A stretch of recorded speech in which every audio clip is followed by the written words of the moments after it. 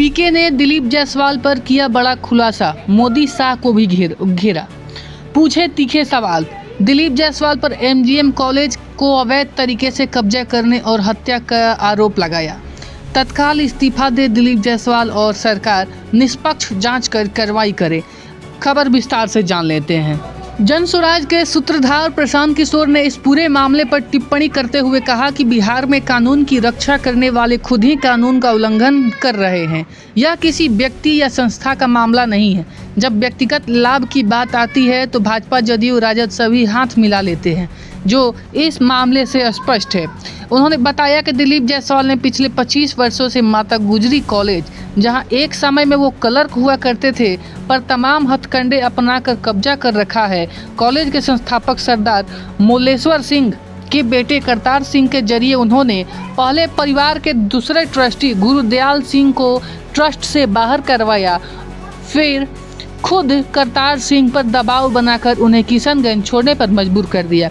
इसके साथ ही प्रशांत किशोर ने बताया कि दिलीप जायसवाल पर कॉलेज से जुड़े राजेश शाह की हत्या की साजिश रचने का भी आरोप है और जिस पुलिस अधीक्षक ने इस मामले की जांच की और दिलीप जायसवाल को क्लीन चिट दे दी, उनकी पत्नी ने उसी माता गुजरी कॉलेज से MBBS की डिग्री हासिल की, जिस पर दिलीप जायसवाल ने कब्जा किया है।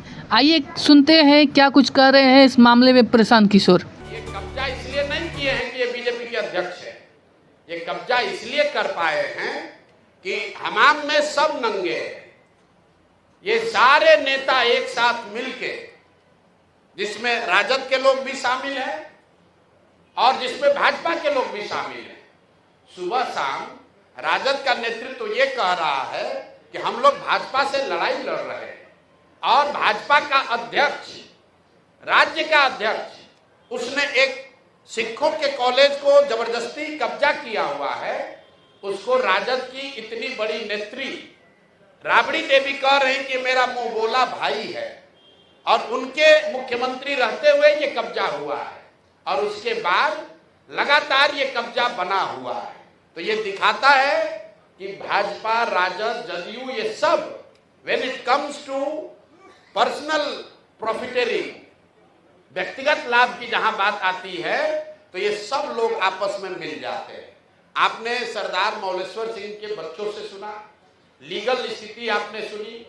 भाई, जो व्यक्ति उस कॉलेज में क्लर्क भी बाद में बने, पहले जो इन लोगों ने कॉलेज को शुरू किया उसके हेल्पर थे, फिर कॉलेज में क्लर्क बने, फिर उसके बाद वहीं पर एडमिनिस्ट्रेटर बने, फिर उन्होंने ट्रस्टी जो था उसी को हटा दिया, खुद ही मैनेजिंग ट्रस्टी या डायरेक्टर बन गए, अपने बेटे को ला दिया, अपने बहू को डाल दिया और जो लोग भी ओरिजिनल बनाने वाले थे सबको हटा दिया। उन्होंने जो किया ये तो बहुत गंभीर विषय है, लेकिन आपके हमारे लिए गंभीर विषय ये है कि बिहार में 25 साल से ये चीज चल रहा है, आज तक न किसी ने आवाज उठाई, न उन पर कोई कार्रवाई हुई, न उस आदमी को कोई डर है, बल्कि वो आदमी क्लर्क से बढ़ते बढ़ते अब भाजपा का यहाँ का अध्यक्ष बन गया है। ये कैसे संभव है? ऐसा नहीं है कि बीच में मामला उठा नहीं है। एक व्यक्ति राजेश शाह की इसमें संदिग्ध हत्या भी हुई है, उस पर केस भी हुआ है। उस परिवार के लोग मुख्यमंत्री के दरबार में नीतीश कुमार से आकर मिले हैं। नीतीश कुमार ने उस पर जांच की बात कही है और जिस एसपी ने साहब को, ये दिलीप जायसवाल को क्लीन चिट दिया है, अपेरेंटली उन्हीं की पत्नी के बारे में कहा जा रहा है कि उसको मेडिकल कॉलेज में एडमिशन देके उनको MBBS कराया गया है।